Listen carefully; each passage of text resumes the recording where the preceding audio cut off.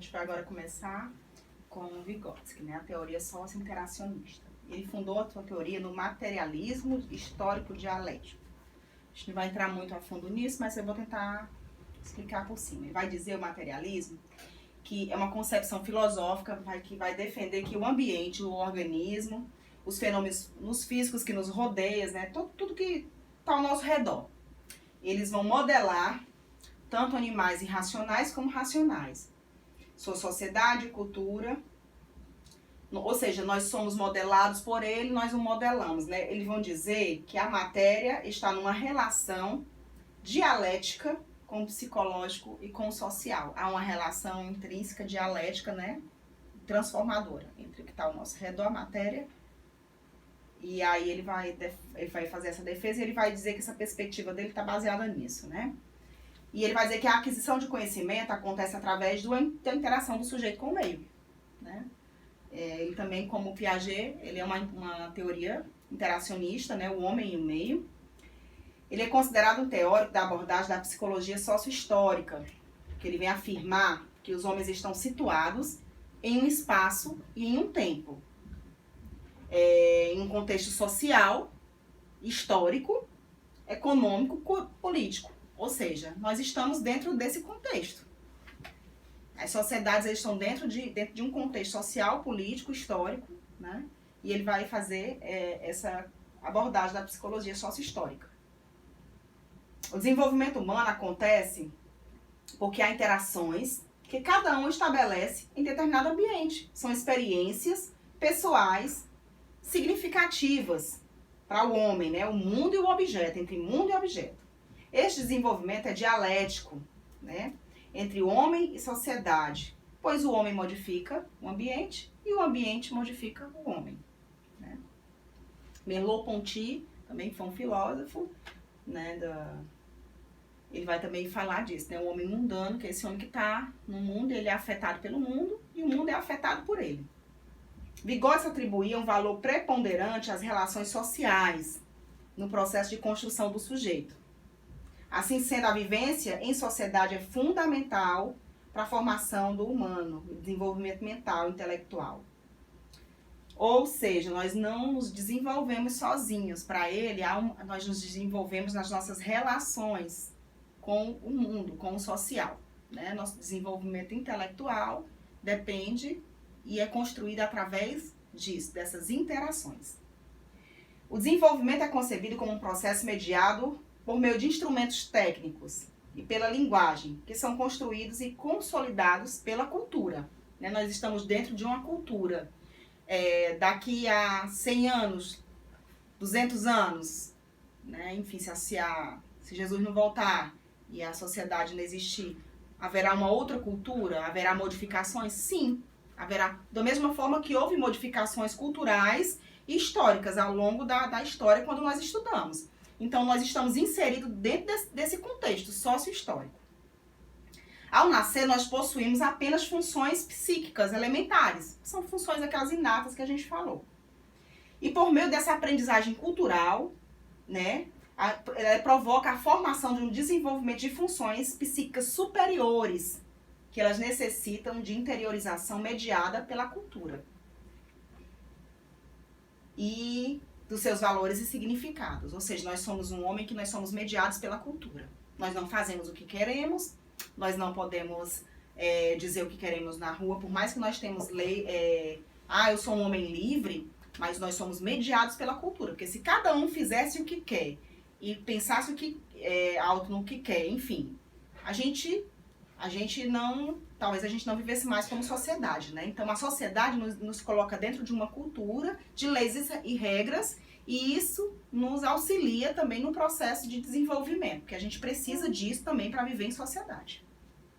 Todo esse aprendizado, ele não é meramente memorizado, não é algo que eu simplesmente vou memorizar. O aprendizado, para Vygotsky, não é algo simplesmente de decorar, né? Como a gente dizia antigamente, é o decoreba. Eu vou decorar para a prova, para fazer uma prova, como eu disse. Não é isso. O aprendizado, ele é muito mais do que decorar uma teoria. Ele está para além disso. ele é absorvido pelo meio, ele passa pela elaboração individual de cada um, ou seja, da minha história de vida, dos meus processos, do meu conhecimento anterior, das associações que eu vou fazer, né? Do particular de cada um e por meio da linguagem, que intermedia o conhecimento e favorece a elaboração e o desenvolvimento individual. É pelo diálogo com o outro e consigo mesmo constantemente que percebemos as possibilidades e distinção do conhecimento de cada um. Ou seja, ele defendia essa questão do diálogo, né, com o outro. Fatores importantes da teoria de Vygotsky é a mediação, que o conhecimento é adquirido através da interação com vários interlocutores, ou seja, a sociedade numa relação em que todos os envolvidos são ativos, né? Ou seja, todos participam também. Nesse processo a gente não é passivo, né? A gente está ali interagindo com esse meio e todos os envolvidos nesse processo eles são ativos. Então, há um aprendizado coletivo. Eu aprendo, você aprende, nessa interação nós estamos construindo conhecimento e nós somos transformados nessa relação.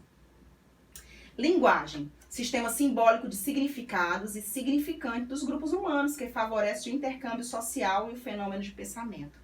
A linguagem ela é significante e simbólica, né? Eu dou um signo e um significado ao que é o copo, eu dou isso aí que é cultural. Esse copo para mim, esse nome copo, é dentro dessa cultura, ele tem um significado, ele tem um simbolismo, dentro dessa nossa cultura ele significa algo, então a linguagem ela nos permite isso. Cultura, universo de significações que permite construir a interpretação do mundo real. E processo de interiorização, que envolve um comportamento interno e outro externo, e que, sendo interpessoal, se torna intrapessoal. Ou seja, como para ele há uma interação com o que é externo, com o meio, é intrapessoal. Por quê? Porque esse processo ele tem componente interno e externo. Há uma elaboração desses dois, né? Ele envolve isso. A aprendizagem interage com o desenvolvimento, não sendo subordinada ao mesmo, como postula Piaget, a essa diferenciação, né? A aprendizagem ela interage com o desenvolvimento, mas ela não é subordinada ao desenvolvimento. Para Piaget, a aprendizagem ela estava subordinada ao processo de desenvolvimento, ou seja, aquelas fases da criança, né, as faixas etárias. Para Vygotsky, não. Ela interage, mas ela não é subordinada a ele. É como se um alimentasse o outro, desencadeando processos internos, desenvolvimento e novas aprendizagens. E o que provoca a evolução intelectual, novos construtos cognitivos num processo contínuo de aprendizagem e desenvolvimento. O sujeito, ele não é só ativo, mas ele é interativo nesse processo, né? Pois ele forma conhecimentos e constitui-se a partir de relações intra- e interpessoais, tá? Então, ele é interativo, ele é mais do que ativo nesse processo de conhecimento. Ao se antecipar o que o sujeito não conhece e ainda não é capaz de fazer sozinho, é possível produzir aberturas de possibilidades, que Vygotsky denominou de zona de desenvolvimento proximal. Né? Ou seja, aquilo que eu não conheço ainda, mas eu me aproximo, eu não sou capaz ainda de fazer sozinho, mas eu possibilito aberturas para um conhecimento novo, como eu estava explicando o cálculo matemático.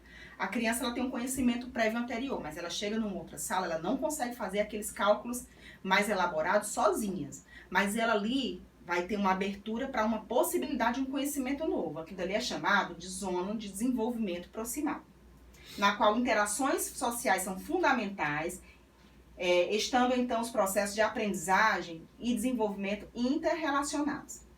A zona de desenvolvimento proximal situa-se entre a zona de desenvolvimento real. O que é essa zona de desenvolvimento real? Ela vai compreender um conjunto de conhecimento já consolidado, ou seja, eu não sei fazer ainda os cálculos mais elaborados, né? Eu não sei multiplicar, mas eu já aprendi que 1 mais 1 são 2, 2 mais 2 são 4. Então, esse é chamado a zona de desenvolvimento real. É aquilo que já foi aprendido, é o conhecimento já consolidado. E esse é utilizado de forma autônoma. A criança ela não vai precisar de ajuda, ela já aprendeu e ela sabe, autônoma, sozinha, utilizar esse conhecimento. E o desenvolvimento potencial, né, que é a outra zona. Essas zonas estão juntas, né? São duas zonas que vão se situando.